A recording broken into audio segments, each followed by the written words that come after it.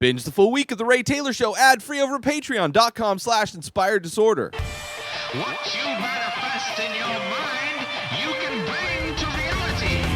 Paris, Texas is a film that came out in 1984. This one directed by Wim Wenders, starring Harry Dean Stanton, Dean Stockwell from Quantum Leap, and Natasha Kinski. It's a movie that was recommended. It's come up multiple times on a podcast that I love to listen to called Screen Drafts, where they make a collaborative, competitive top 7 list of different genres of films. And this one showed up, I believe, in the road trip draft, and then possibly showed up in another one. But it's been talked about multiple times, and it was available for me to stream. And I want to, I have blind spots in my movie knowledge of older films. There's a lot of older films that I just haven't seen, a lot of classics that are out there that I haven't seen. So thanks to me listening to Screen Drafts and all of the guests that participate on that show and the hosts, I've been recommended and constantly adding movies to my watch queue on all of the different services that I use. And Paris, Texas is one of them that was on the list and available to watch. And I figured, why not give it a shot? Why not watch this movie? Which I thought this movie was good. I didn't think it was great. Great performances. Harry Dean Stanton is amazing. Dean Stockwell as his brother is amazing. It's a very interesting premise. The big question, the big mystery of this movie. I mean, this movie hinges, I feel, so much on the mystery of Travis, who is played by Harry Dean Stanton. He's disappeared for 4 years, shows up out of nowhere in this small town in Texas. Amnesia, doesn't really know who he is. He's definitely out of it, not speaking. Somehow this doctor finds his business card, tracks down his brother, played by Dean Stockwell. And Dean comes out to Texas, who lives in L.A., but drives out to Texas to get his brother. And it's a bit of a road trip from them going from Texas to L.A., mainly because Travis doesn't want to fly on a plane, so they end up having to drive. And then there's a bit of the movie that takes place in L.A. where he's bonding with his son, which, his son is 8 years old, so half of his life, second half of his life, he hasn't known his dad and doesn't really know, as he kind of thinks that his dad and mom are his dad, which are really his uncle and aunt. He thinks that they're his dad and his mom. So the kid's kind of going through an adjustment. Harry Dean Stanton, Travis's character, is kind of understanding who he is, trying to be trying to look and be like a father to his kid.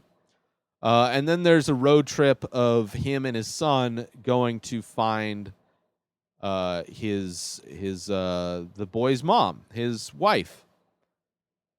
Those are kind of the 3 segments of the film, but the whole thing is like why he disappeared. Like, it clearly is some kind of trauma happened. And the way the performance of Harry Dean is that of somebody who has dealt with trauma. They have characters literally saying that I don't know what he's been through, but he's clearly he's been through some shit. There's no other reason why somebody would just disappear. Apparently he went to Texas. But at the end of this movie, there's the story where it describes, which I don't feel it holds up.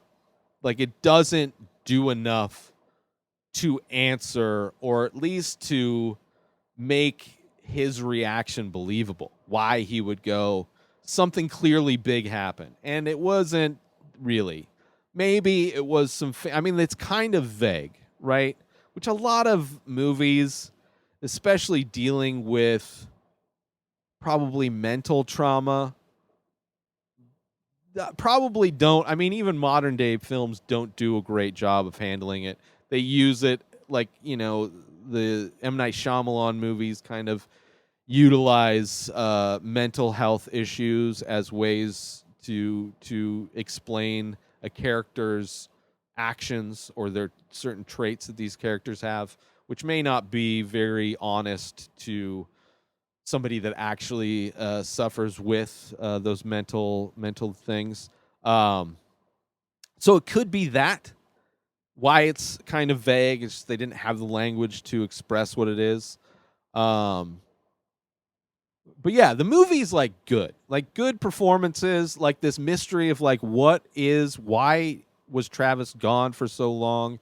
Seeing him bonding with his son. Like there's this scene where Travis is like going through his brother's clothes. He wants to look like a father, and he has the housekeeper, the maid, help him, go through some clothes, and shows up to the kid's school, wearing a weird looking outfit. But then, it's played as humorous. The kid is laughing along. Like it's a great bonding moment between this guy and his kid as he walks home from school. Like there's a lot of great and the story's great. It's keeping this, but everything's hinging on what happened to him. And I just feel that the story that he gives, like they track down this kid's mom, right? She's a sex worker. She's working in a peep show kind of situation. And Harry Dean tells her the story. Also, by the way, huge age discrepancy between Travis and the mother of his child. Apparently she was 17 when they got together and got married, and he was, if his character is playing at the age of Harry Dean Stanton actual age, then he would have been in his 50s, like his early 50s, I believe. What did I say? I wrote it down. She was 17, he was about 50 when they had this kid. So, his character is already clearly has issues. I mean, he's had tons of issues he's silent for a lot of this film, and then just speaking very basic and just almost as if he had other issues wrong with him. But he's clearly somebody that's kind of coming back to life in a lot of ways. And to see where that kind of dynamic of a 50-year-old being married to, having a relationship with, having a kid with an 18-year or 17-year-old is just crazy. So now the kid's 8 and she's 25. A little over 4 years ago, I started The Many Faces. It's an ongoing series of abstract ink portraits. Each piece is improvised. Each piece is released daily. Start collecting now. Head on over to inspireddisorder.com/TMF. That stands for The Many Faces. And save yourself 25% when you use coupon code RTS. That stands for The Ray Taylor Show, because that's what you're listening to, and I love you. So I want you to save 25% when you use that coupon code. Head on over to inspireddisorder.com/TMF and use coupon code RTS to save 25% when you start collecting one of over 1,600 original ink paintings. By myself, I made them. Support me. I love you. Back to the show. So now the kid's 8 and she's 25. So obviously she left the kid when she was 4. When the kid was 4, she left him with Travis's brother and sister, and they kind of raised him for the last 4 years while she kind of kept in contact, but Travis just disappeared. And this story that he tells is that, I mean, a lot of the kind of the theme of this movie is ideas and how those ideas become what those ideas can become over time, whether they grow, whether they change, what kind of impact these ideas have on you. And a lot of their relationship is this like idea. There's this Paris, Texas. The name of this movie is this plot of land that Travis owns in Paris, Texas.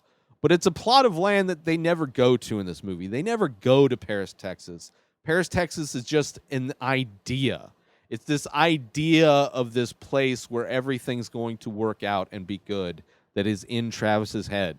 He has this relationship with this girl that is this idea, and he handles the relationship in these ideas, and he gets these ideas of potentially that she's cheating on him, and he just has these ideas, and those ideas turn into negative thoughts, and those negative thoughts, like his father, who had ideas and like started spreading ideas about his mom, telling jokes about her, that the joke is that she's from Paris, Texas, and that joke later became her reality, his mom's reality, and she always felt bullied and tortured by that idea. This idea that her dad, her spouse came up with, that became a joke and then later became her reality. And it's all about how these ideas grow and how they become and how they can affect reality for good or for bad. And that, I think, is the overall idea of this film, is ideas. The idea of this movie is ideas. And so it's on that level, it's interesting. It's interesting to think about his story. I mean, it's a great monologue. I'm sure that's why this is so well regarded. It's, I mean, amazing performance by Harry Dean Stanton, giving this amazing monologue, telling this woman about her story from a third person perspective in a way. It's like, it's clearly about her and her story, but it's not told to her directly as him saying, I have this story. Let me tell you. So I get that.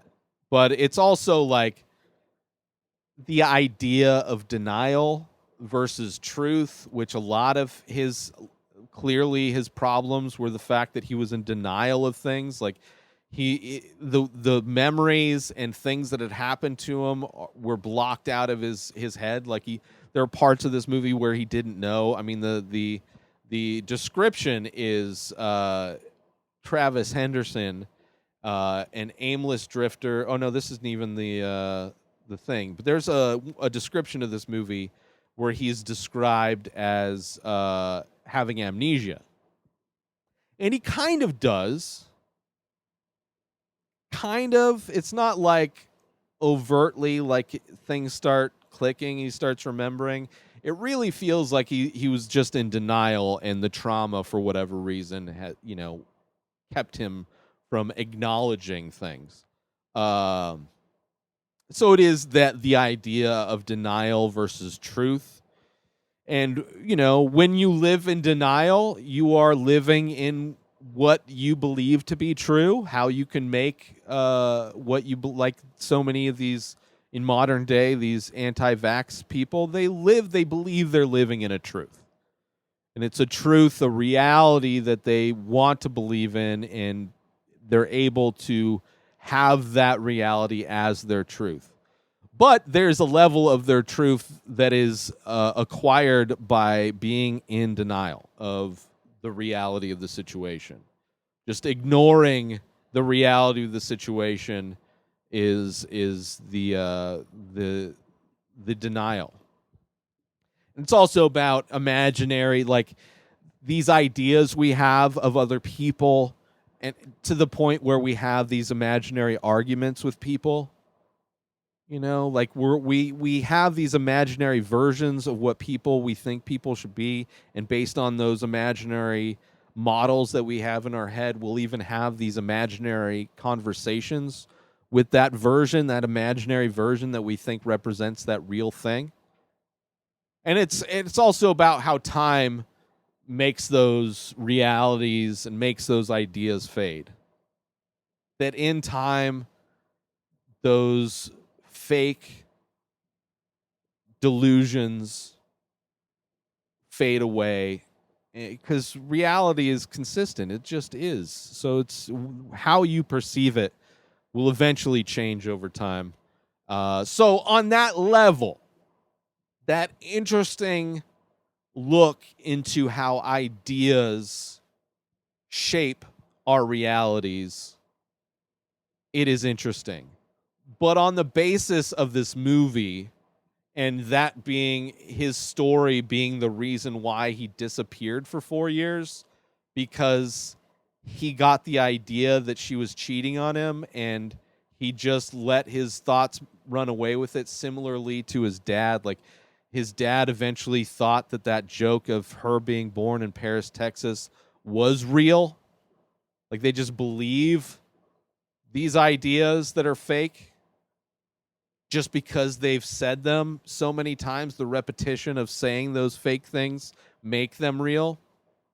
Just as you can make those fake things real, those fake things can disappear over time too. They can vanish the less you think of them.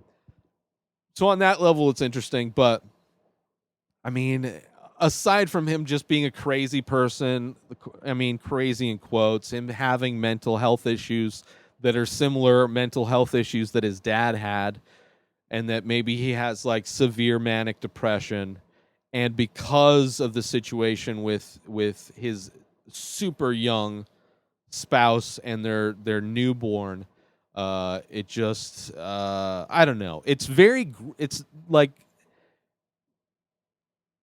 somewhat ambiguous as far as what exactly. You don't really get all the answers.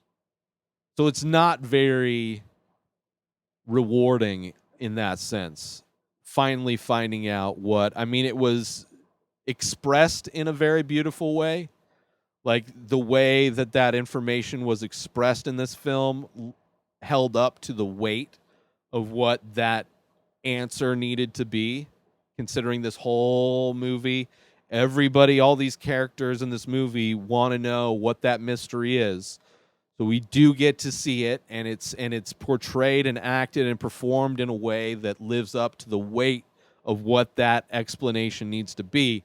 I just don't feel that explanation holds up on itself. Like, I think there needs to be a little bit more to explain why Travis bounced for 4 years and just he said, like, he's one night drunk, about to go to sleep while he's on this road trip with his kid, trying to find the mom, telling this story. I mean, that's when he tells the story about his mom, but also that's where you find out I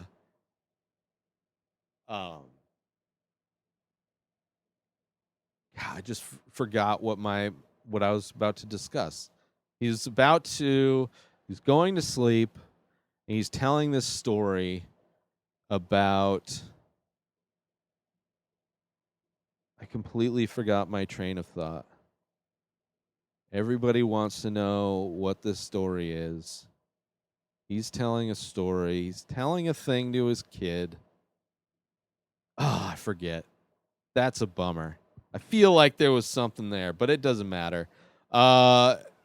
So yeah, anyway, this movie was good. I'm glad I watched it. It's a pretty great ride, pretty fun ride, and I just wish that just lived up a little bit more. Just lived up to the thing a little bit more. But anyway, check it out. Paris, Texas. New episodes of The Ray Taylor Show come out every single day. Subscribe on IGTV, YouTube, and everywhere else podcasts are found. Binge the full week ad-free over at patreon.com/Inspired Disorder. Buy Ray Taylor Show merch over at inspireddisorder.com.